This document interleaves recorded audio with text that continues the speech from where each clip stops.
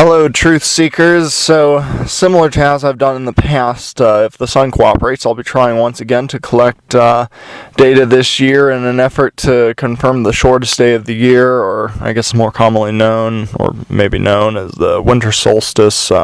Enoch would refer to this as one of the seasonal days.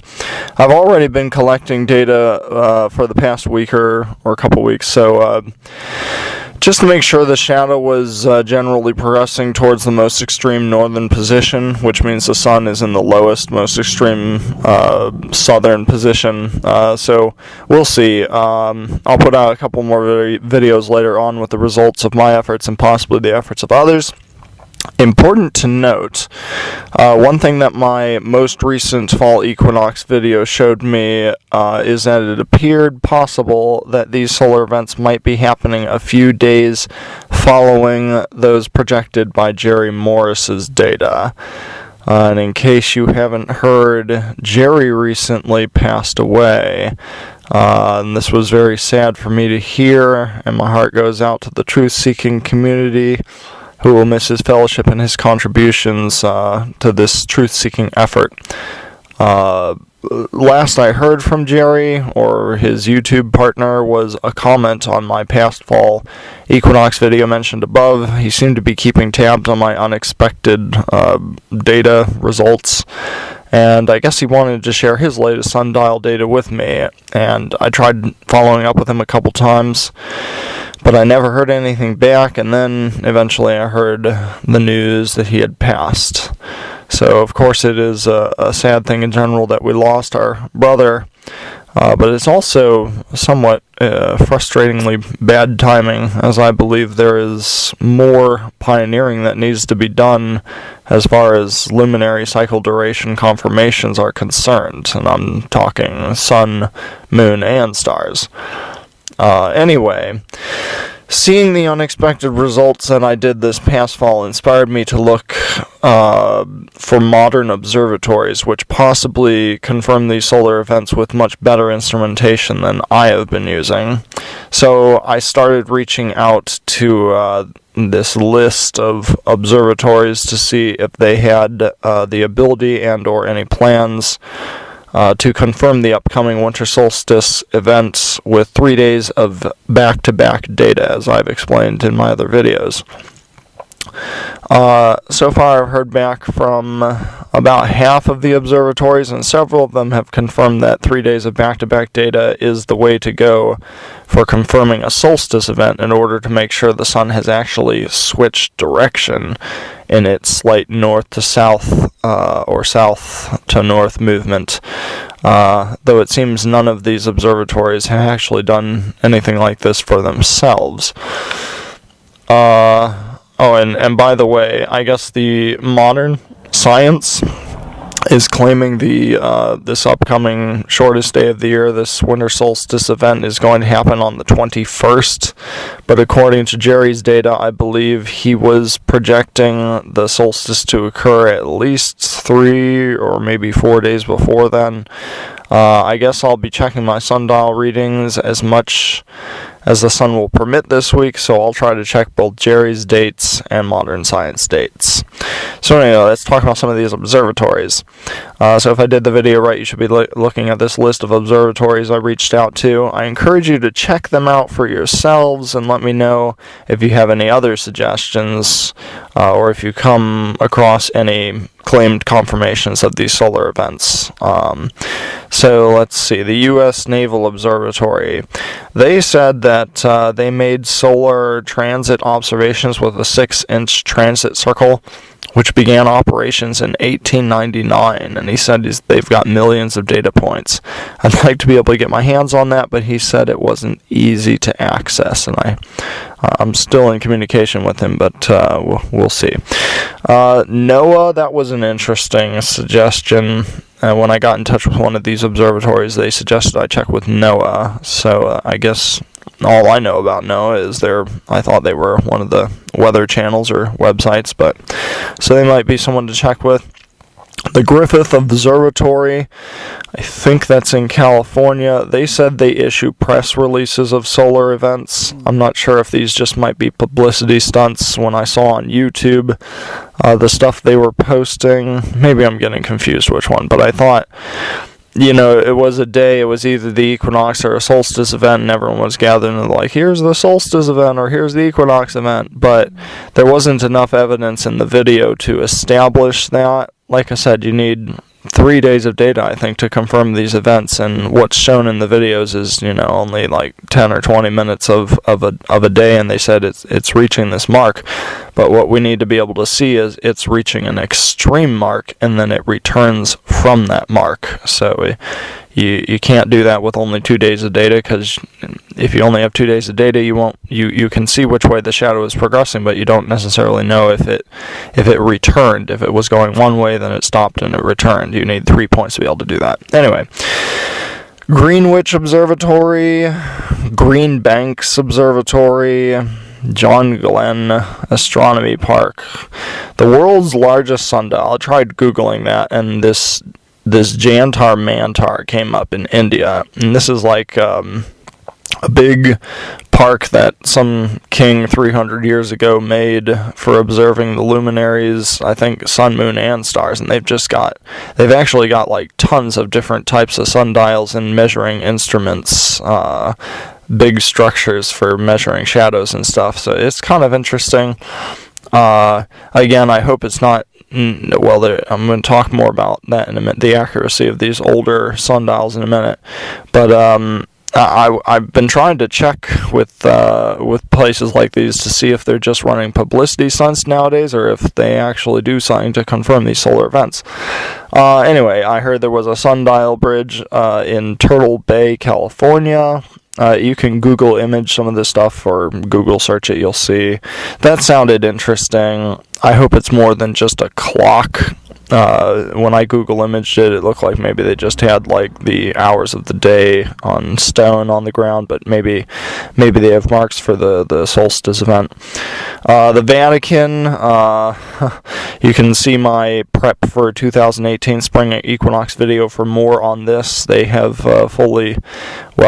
theoretically fully functional sundial, and they've marked the ground with marble stones where the solstice event is supposed to occur, but I don't know how old those are or if they're still accurate. When was the last time someone checked to see if they were accurate? I don't know how I feel about asking the Vatican to confirm that, but I mean, it is a sundial, and so I mean, I'd be curious if anyone happens to be in that neck of the woods around the next upcoming few days. I'd be curious if someone could actually see if that thing, because the taller your sun, I'm still convinced the taller your sundial, the more easy it will be for you to determine if a solstice event or equinox, but I'm focusing on solstice right now, has occurred, because the shadow will move so much more. On that note, I think truly the tallest sundial in the world might be, you've heard me talk about the Washington Monument and the pyramids of Egypt, but the Taipei in Taiwan is a skyscraper, and I came across this article where it was saying the Taipei skyscraper is actually a sundial, and they made a park somewhere in the city where the shadow is cast, and again, I'm hoping it's more than just a clock showing the hours of the day. I'm hoping it actually marks, maybe they have something that marks the solstices or the equinox as well, but you could look into that. Here's an interesting thing. I hope the lights just went out on me here. Oh, how about that? Okay, yeah, I'm recording in my car on the way to work in the morning, and the days are really short nowadays, so it's if the lights go out on me again, I might have to pause for a minute to get that light turned back on. Anyway, where was I? Okay, so archaeoastronomy. So I mean, I think that's supposed to be like archaeological remains that have something to do with observation of the luminaries, measuring the luminaries, and so as I've said in the past, I think the Egyptian pyramids qualify for one of these, and I think there's a link. I'll have these links in the description below the video, or you can just maybe type them into your search. But I found this YouTube video where somebody was saying there are 3 smaller step pyramids around the base of the big pyramid, and they cast special shadows on the big pyramid at the equinox and solstice events. So it was an interesting video to give you an idea of what's happening with the shadows. I personally think the highest point of the pyramid must cast a special shadow somewhere on the solstice or equinox, and I think I saw a video like that once. It had something to do with the Sphinx, and there was like this court somewhere off from the pyramid that the shadow would fall on the equinox or solstice or something. But anyway, this archaeoastronomy is stuff like that, older stuff. So another one is Stonehenge, and another one I came across is the Gossec Circle. Okay, so I wanted to briefly mention this theory I'm starting to ponder regarding these ancient sundial observatories. It seems all the reports these days are claiming these ancient observatories are no longer accurate for confirming solar observations, such as solstices and equinox. It seems to be being claimed that they are all just slightly off, and so I wonder if maybe these sundial or ancient observatories might have been abandoned because people eventually became aware that the time durations, which were thought to be constant, were actually shifting over greater periods of time. Or maybe there was a big earthquake or something's off. I don't know. I'm just throwing ideas out here. But something happened to render these great structures useless, almost like it was man's failed attempt to tame or control the creator's times. But maybe the and again, this is just food for thought. But and we'll talk about Enoch in a minute. But maybe the creator's times were never meant to be a constant thing. You know, is he not in control of the movements of these heavenly luminaries? Do we not see scriptural testimonies of him causing the cycles to stop or even return backwards, like the story of Joshua, sun, stand thou still, and moon in the valley, and Hezekiah's sundial, the dial of Ahaz, it returned back 10 or 15 degrees. So think about it. We have the book of Enoch that describes in meticulous detail the exact movements of the heavenly luminaries, but yet modern science is telling us all kinds of different numbers from what Enoch described. So either Enoch is wrong, modern science is wrong, or perhaps they are both right, and the Creator is simply speeding up or slowing down the cycles of his heavenly luminaries, and we need to keep watching to understand his times. So I just want to encourage us to keep doing that, keep watching, keep seeking. It might seem like modern science has it right because it's so popular, but oh man, yeah. If you look at the take an example, look at the data for the scientific data nowadays for the shifting lunar months. I'll have to have a picture and a link in the description below, but it's just very it fluctuates a lot. And Enoch, when he talks about the lunar months, he says they're like 29 days or 30 days, and they kind of alternate. I forget if it was 29-29, 30-30, or if it was 29-30. But it was roughly a 50-50 split, and then he said once 28, but I think something might be going on with the translation there. And I recommend checking out on Facebook. I created a group called the Enoch Luminary Section Interactive Translation Project. So we're working, a bunch of us are working to try and arrive at the proper translation for at least the luminary sections of Enoch. We're looking for the ancient manuscripts and whatnot. Anyway, so if you look at the modern data for the shifting lunar months, it's just, I find it hard to believe it. It looks kind of fishy, like it almost looks like they're trying to make something add up to fit their understanding. I would sure like to know the last time they actually confirmed those numbers via a physical observation instead of theoretical calculations. Like, how are they...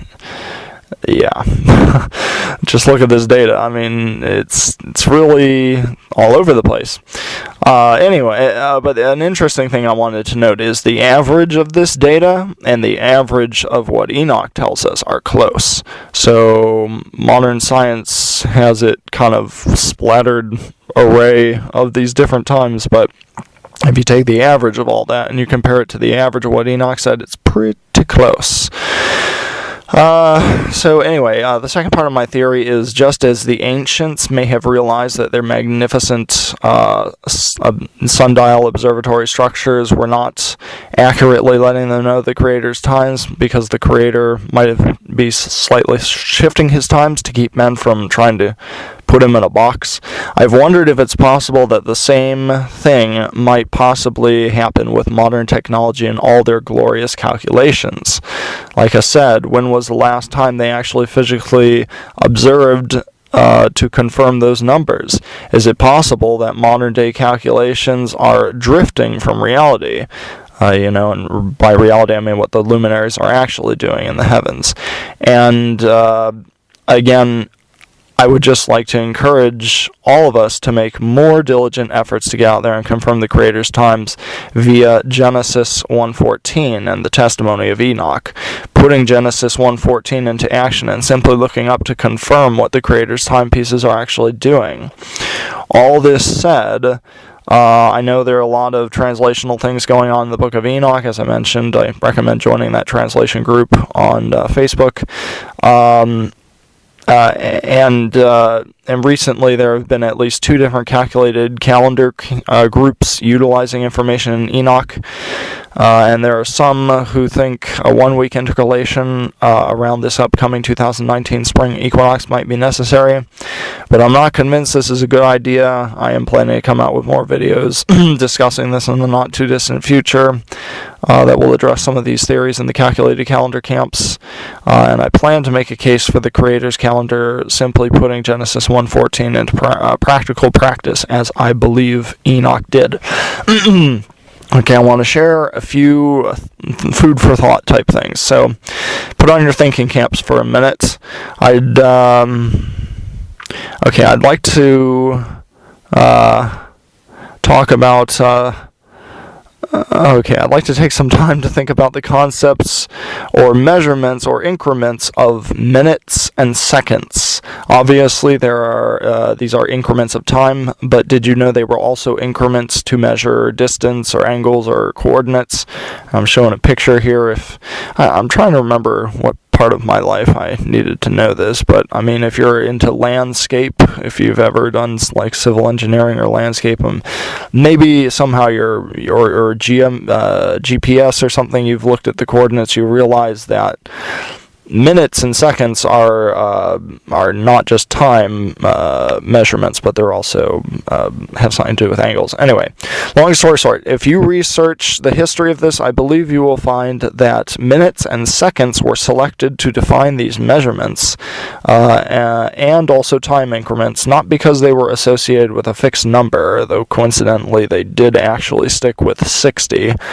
For each of these words or increments in both schools of thought, but rather minutes and seconds were just meant to describe smaller divisions of either hours or degrees. So if you Google the history, that's what you'll see. Minutes and seconds were just supposed to be generally smaller divisions of bigger numbers, hours or degrees. So the point is, these words minute and seconds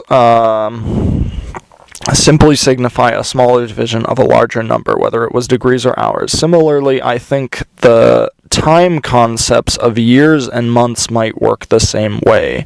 Enoch said all the luminaries had a month cycle, which were not all the same durations, but I think he used the word month meaning a shorter increment or division of a larger cycle. So I think, oh, there goes the light again. How do I get my light back on? Okay.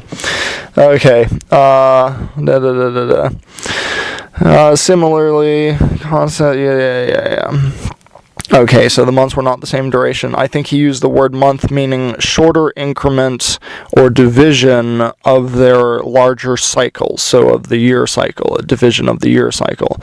So I think, I think Enoch was applying this word to the luminaries, which obviously had different month cycles. I think the fact that he did that proves that the word month is not necessarily tied to a fixed number, like 30 days, but rather it is simply a smaller increment of a larger cycle of any particular luminary, sun, moon, or stars. So for example, the sun has a year cycle, then it also has a month cycle, and that month cycle is a percentage of the year cycle. Enoch says the sun travels through 6 portals twice in a 1 year cycle, for a total of 12 portals. If you think about the portals that Enoch talks about, the sun will go, there are 6 of them, but the sun goes through them twice. So over the course of the year, it goes through a total of 12 portals.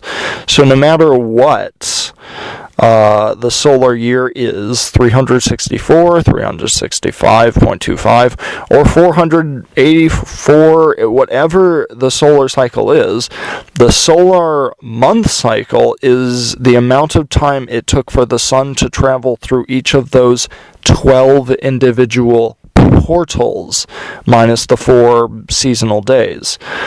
So, you know, it's not like it's 12 months because there are 12 portals, and the duration of the month just simply depends on how much time it took for the luminaries to go through the portals, at least the sun and the moon. And that's interesting. I'm more familiar with the sun in what I'm saying now, but I wonder, I'll have to pay closer attention to Enoch about the moon, too, to see if the moon durations of the moon month were tied to the amount of time it spent in the different portals as well. Anyway, this is easier understood if you think about the 4 seasons and the 4 seasonal days for a moment. If you haven't heard me mention it in my previous videos, I don't think we would have seasons were it not for the patterns of the sun in the sky over the course of the year. When the sun is far away, we have winter, and when the sun is close, we have summer.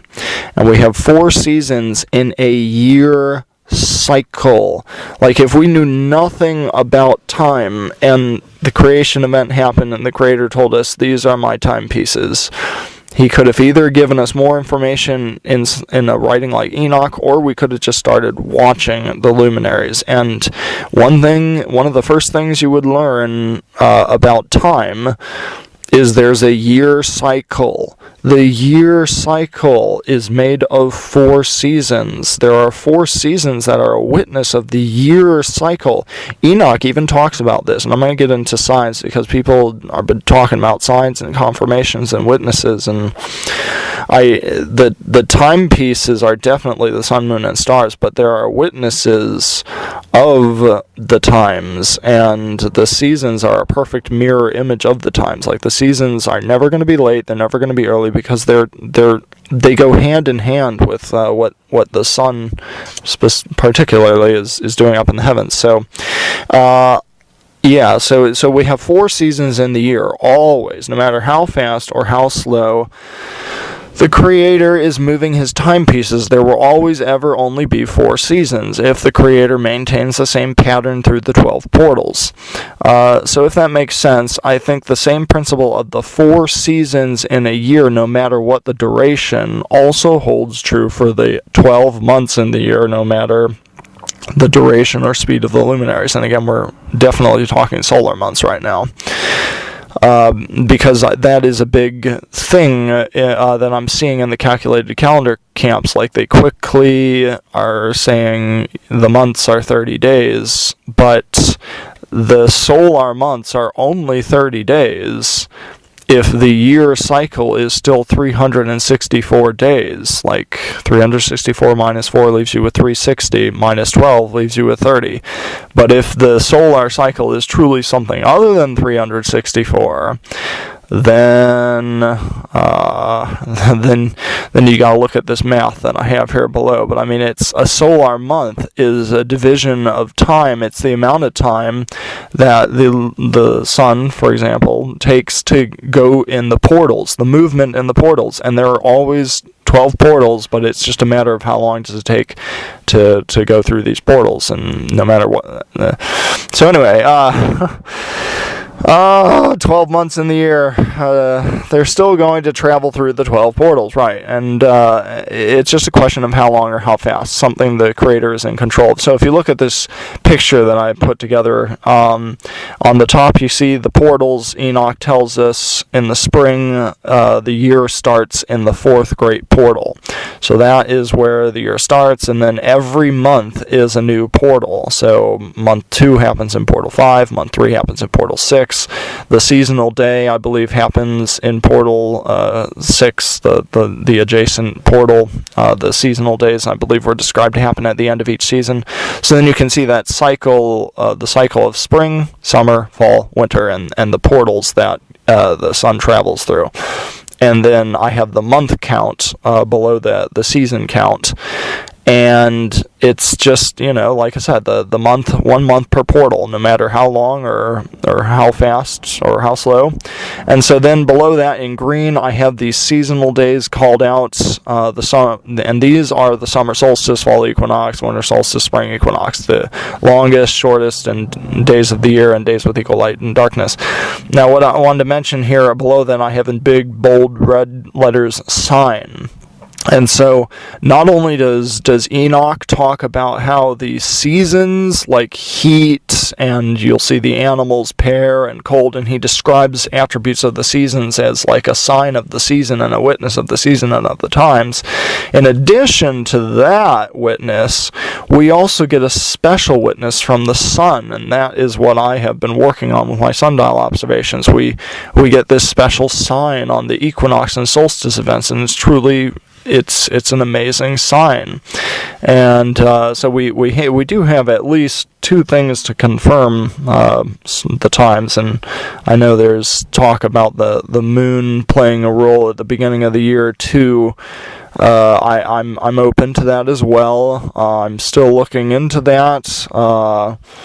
I'm gonna just have to keep looking into that, I guess. Let me know your thoughts. But with that wacky moon data that modern science is saying, like, I don't even know if that's true. Like, I don't even know if the calculations people are coming up with true, if it's based off of that. Like, I need to learn to observe what the moon is doing and confirm those numbers for myself, kind of like what I'm doing for the sun. But anyway, like I said before, like, if you knew nothing about the times, the first obvious thing that would jump out at you, if you were Adam and Eve and you were not explained how the time cycles work, the first thing you would,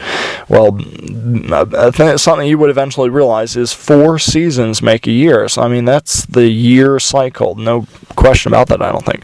Anyway, moving on to the bottom of the chart, you see in Enoch's day, there were 30-day months plus the seasonal days. All the way to the right, you see that equated to a 364-day year, and it was a 30-day solar month. And then modern science nowadays is telling us, if you look all the way to the right, that the year is 365.25 days, and people say 365 or 366 on 3 or 4 3 years 365, 1 year 366. I don't think even modern science says that, so whatever. I know there's something weird going on. There's just something weird going on with 365.25, but anyway, so that would, the duration of the months would simply be the amount of time left over after the 4 seasonal days were taken away that the sun spends in each portal. And so I don't like the look of that number, but remember, the thing, and what I'm going to say below is, these cells I have highlighted in blue are significant as far as the Creator's calendar goes, like understanding when His holy times are, His set holy times, His moed, and those blue boxes are always going to follow, they're on the day following one of these special signs. So it's, I know people, we'll just keep talking about the month, but there is a sign, there goes the light again. Let's see if I can, okay. There is a sign, how are we doing? Oh boy. There is a sign that will precede these events, and so I don't know. This is just food for thought. I'll come out with a better video kind of discussing the individual points that I'm talking about in more clarity, but right now I'm just kind of trying to share the things I've been thinking about broadly with you right now. So yeah, I mean, so no matter what the year cycle was, I mean, just to show you easier math, like if the year cycle for whatever reason was 484 days, like minus the 4 seasonal days, that would leave you with 40-day months, like, and that's a cleaner number to understand, but like that, a month is only a month, a solar month is only a month because of the amount of time that the sun has spent in that portal. And so if modern science is right, it seems it would be 30.1 days, approximately. But like I said, to wipe out all that messy looking math, you can maybe we can see that the important days on the creator's calendar simply follow the sign. But anyway, just food for thought. So, and that's what I say here at the bottom. So in the blue cells at the bottom, I say, you know, that blue cell is the first day of the month. It's the first day of spring or the first day of the year, according to Enoch. And then over on the right side, it's the first day. The other blue cell is the first day of the 7th month. It's always going to be the first day of the solar year and the solar months. The first day of the 7th month is always going to be the day following that sign, the Fall Equinox sign. Like whatever modern science or whatever we think that months are, we know in Leviticus 23 that that's a big timestamp, the first day of the 7th month, and I'm just trying to show you, we get months stuck in our head, but whatever is going on with the solar year cycle and the month cycle, the way the solar year and the months work is the first day of the 7th month will always be the day following the fall equinox, is what I'm seeing right now. So let's see here. Yeah. So another way to think about this the first day of the 7th month is it's the first day of the fall or of the second half of the year, according to Enoch. So these seasonal days chop the year into quarters, and then you can find out the halves. And the halves are important as far as the creator's calendar goes, because all of his holy days can be counted from the first day of the year, and then all the fall holy days can be counted from the first day of the 7th month, so that's important. Food for thought. Anyway, so in summary, according to Enoch, it is my current understanding that the first day of the 1st and 7th months will always follow a solar sign, no matter what the month duration is, and again, that's if we're talking about solar months. Moving on, I wanted to mention another theory I've been pondering lately. Some people claim these solar events, the solstices and the equinox, happen only in a single moment of time as opposed to an entire 24-hour day. When I first started out trying to confirm the cycles of the heavenly luminaries, this was the impression I was under, that they happened in a single moment. But then as I read Enoch more and more, it seemed like these events were more of a day-long event as opposed to a single moment. Currently, I'm not sure exactly what Enoch says. I'm going to have to go back and look into that.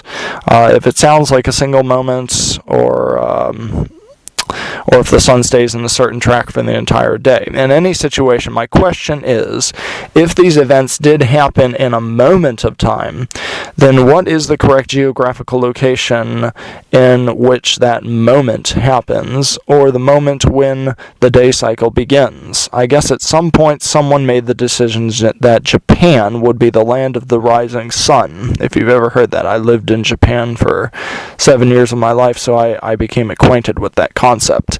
But Japan is the first spot on Earth where the 24-hour clock begins. But my question is, what is the geographical location on Earth where the Creator has determined his day cycle is going to begin? And it could make a difference for people living in India or Australia. If you think about it, for example, their 7th-day Sabbath could be one day off because they're not understanding where the Creator's day begins.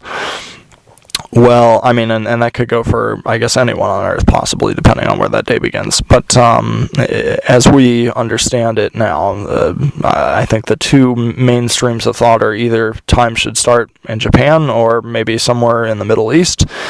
Anyway, I have been thinking, and I think I have discovered a way to figure this out, both using computer software, but also using physical observation. So here's my theory.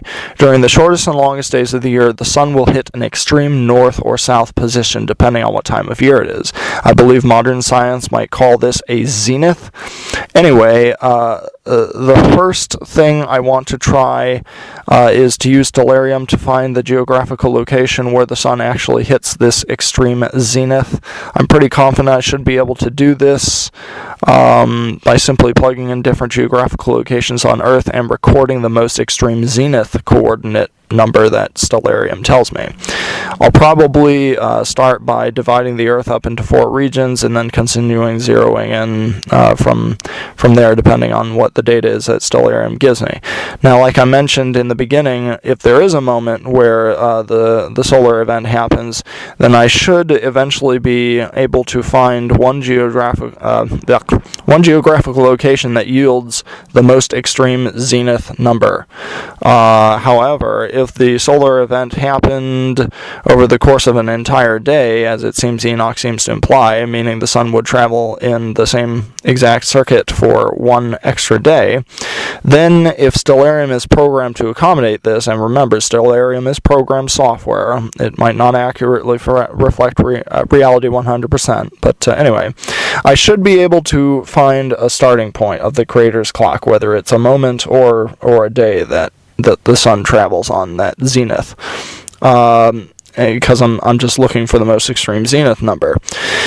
So that's phase 1 of my experiment, having a ballpark idea of what stellarium says, and after I read some critical sections of Enoch and perhaps verify translational consistency between various source texts of Enoch in the original language, phase 2 of my experiment will be to network with various observatories or observers around the world to see when they see the longest or shortest days. If my theory is correct, and at some point, I think, either everyone will see the same duration or zenith in the same 24-hour cycle, or it will appear that some people see it one day earlier or one day later than others, depending on their location on Earth. From this data, I should be able to zero in on what the extreme zenith is in real life via physical observation. So I'll keep you posted on that one. I have 4 computers. So far, 3 of them are currently not able to run stellarium, so I'm hopeful the 4th computer will have the right graphics card or whatnot to enable me to run that software. I'll keep you posted, but if it sounds like something you might want to go ahead and try, please go ahead and try it and let me know what you discover. Okay, another thing I want to quickly mention is the lopsided figure 8 sundial method for confirming solstices and equinoxes. I don't know if you've ever seen that movie Castaway with Tom Hanks, but at one point when he was in his cave, they showed a sundial that marked this kind of pattern on the wall of his cave. Now, based on my current understanding, this method sounds a little more in-depth than the methods I have been suggesting, because I believe it requires one to know how to properly operate a sextant instrument, and it requires the instrument to be properly calculated on solar noon, on the solstice event, and then left in place for an entire year. Then you have to collect your data points specifically at solar noon, or perhaps it's just at a consistent time. And my friend who's doing this collects data points twice every month. But in the end, you should see this lopsided figure 8 pattern, and in theory, the spring equinox and fall equinox events happen where the lines intersect, X marks the spot, and the solstice events happen at the top and bottom edges of the figure 8, the lopsided figure 8. I'm thinking it might be kind of hard to confirm the solstice event with this method, because how do you know exactly where on the arc is the most extreme point? Maybe it's easier than I think. Anyway, this method... Oh, there goes the light again. This video's getting longer than I wanted it to be. Anyway, this method seems reasonable for confirming the equinox events. I have a good friend who will be trying this method this year, so I will keep you posted on the progress of those observations as well. Okay, a couple last minute random thoughts I want to leave you with that I've been pondering lately. Okay, Isaiah's sign. I wanted to mention this earlier, but I think I forgot when I was talking about sign. Well, I was talking about the seasonal sign that Enoch mentioned, but then there's also the sign that the sundial gives. And I wanted to point out that in the story of Hezekiah, when he was dying, and the prophet talked, the Creator allowed him to live an extra 15 years, there was a sign of confirmation given for that promise, and quote-unquote sign, and the sign given was with a sundial. And like when you read Genesis 1:14 and it says, "Let them be for signs," those Hebrew words are the same words. So these signs, there's an interesting correlation between sign and the sign that was given by the sundial. So it is, I do believe it's definitely a witness. It's a sign. Like when he says, "Let them be for signs," I'm telling you, what I've seen and through my observations there are some special signs definitely for the solstices, and I'm pretty sure for the equinox. And so it's, I want to make sure people aren't ruling out sundials, but okay, so here's just another food for thought. What if the concept of a month, isn't as much of a priority as most people make it out to be? It wasn't mentioned in Genesis 1:14. So this is just food for thought, but I've been wondering lately, what if it's just renewal of the seasons, or maybe some of the times it says renewal of the seasons, and it's not talking about like a monthly renewal. I think I heard someone in the calculated calendar camp mention that thought once. I've heard it a couple times. I need to look into it for myself, but then maybe someone later on said it added a more specific number. Like they said first day of the 7th month, but maybe it said something like first day of the of the fall or something. I don't know. But I've been looking into this to see what the Dead Sea Scrolls had to say. So I'm looking into this with the Interactive Translation Project. And by the way, I'll have a link in the description below this video for an intro video to the Interactive Translation Project, and a link for how to access the actual files on Google Drive. But anyway, I found something interesting in the Paleo Hebrew Dead Sea Scroll of Leviticus 23:20 verse 24-ish. Where it talked about the 7th month, and something is consistently different about the word in the Dead Sea Scroll used for 7. And when I saw that, I almost jumped out of my seat, because it's a consistent difference, and it happens twice in the same passage where it talks about the first day of the 7th month. I think the next verse or something, it says it twice, but when you look at the Dead Sea Scroll, the word for 7th is a different word. Pretty similar, but it is slightly different. So it could be Could be maybe the Masoretes came along and toyed with the text, making it out to be something else. Or it might just be the old way they spelled seventh. I'm still looking into it, but I wanted to put it out there as food for thought, and I guess I'm showing this picture again. It appears that if you believe in a calendar dictated by solar months, which it seems a lot of the calculated calendar groups are claiming, then it seems the first day of the 7th month will always be the day following the fall equinox. It's the day following the halfway point of the year, which makes beautiful, simplistic, symmetric sense. Anyway, just food for thought. I also wanted to mention, that I have joined the Facebook world and created a bunch of study focus groups for things like solar observations, moon and star observations or confirmations of those cycles, for the interactive translation project, and for a specific translation project that is looking at just the luminary section of Enoch. And I've also created a general calendar group where people can come and share their calendar thoughts in an uncensored environment. And I trust people joining those groups will be mature enough to share their knowledge with one another.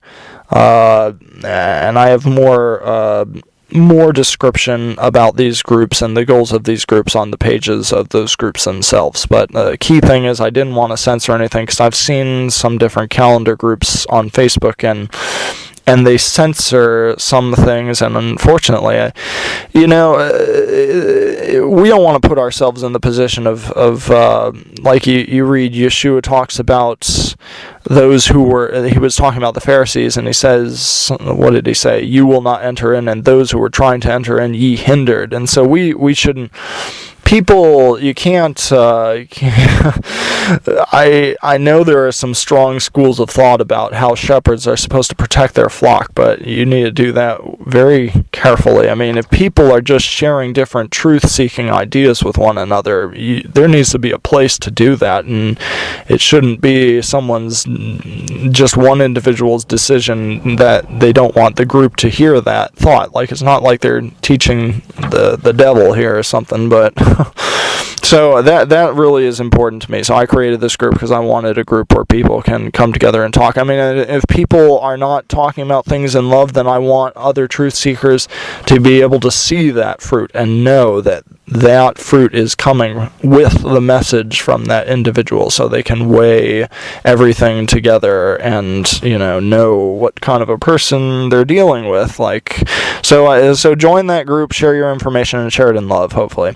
The last thing I want to talk about is the upcoming spring equinox, and I mentioned this briefly already, and how there is a calculated calendar group who, last I heard, was planning to make a 1-week adjustment around the spring equinox 2019. I am planning to come out with more videos in the not too distant future discussing this, but in a nutshell, based on my current understanding, I have to say I don't think it's a good idea to try to make any kind of adjustments this coming spring. Until I come out with videos discussing this topic, please feel free to check out my other video in the description below this video, and that link will be under the following title: Should I Intercalate and or Adjust the Creator's Calendar this spring 2019. So I guess that's it for now. Shalom, and may Yah bless you as you continually seek out His truths in love with a pure heart.